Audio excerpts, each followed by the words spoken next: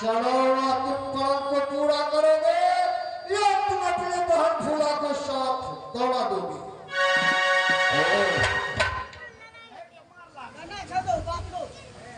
अरे ये तो आगे का बात है। साला खाया उठा नहीं ऐसा का पूरे मालिक को किया हुआ ठोका राजा ठोका वाला क्या बराबर कर सकता है? अब तक जब ज्यादा बोलेगा तो मुख में धांस देंगे तलवार। टोला है कोई कबाड़ी, 36 घरे है छतरी जवान, 22 टोला जिसमें ब्राह्मण बस गए, एक घर में आकर बस गया। जाको नाम दादा पालन पड़ता, 7 गो बेटा 15 पोता, पर पोता का नाम सता। 500 मुर्गी नस्ते उड़ गए, जो अंडा का क्या ठिकाना। तुम अपने को शेर समझते हो, साला कुत्ते का करोना तरपा तरपा कर मारू तो फिर के शहर का ओर जाता है। तेरे मैया फुहाने जाना है।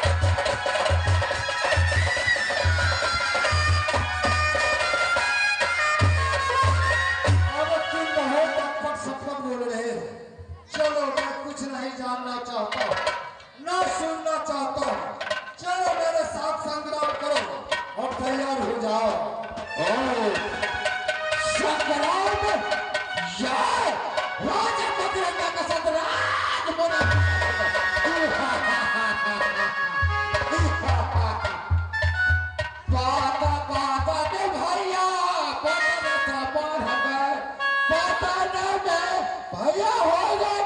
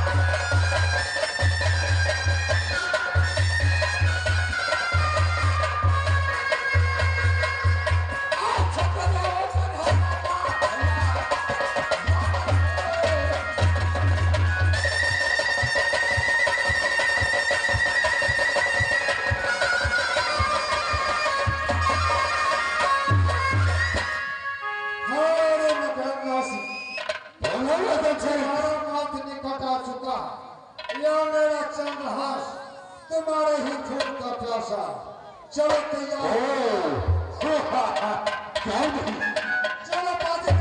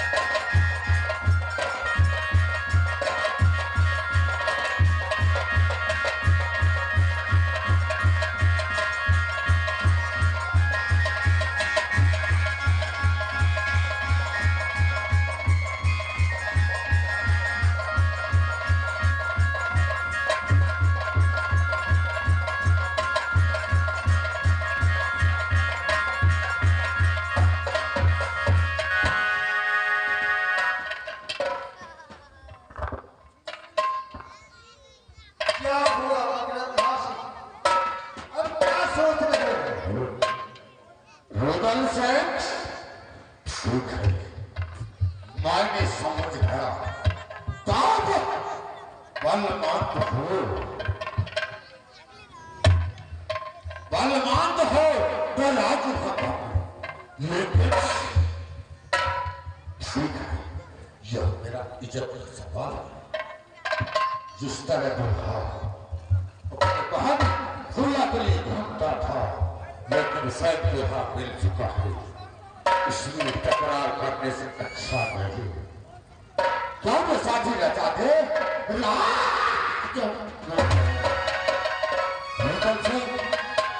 ठीक है, उनसे गलती हो चुका है, मुझसे भूल हो चुका है, तुमसे मैं मकजूद किया हूँ। अवश्य वहां में फूला का दौरा तुम्हारा साथ देंगे। हमको वही चाहिए, तुम भला चाहते हो, उसी में तुम्हें भला है, जो कि अपने बहन का डोला तुम्हारे साथ अवश्य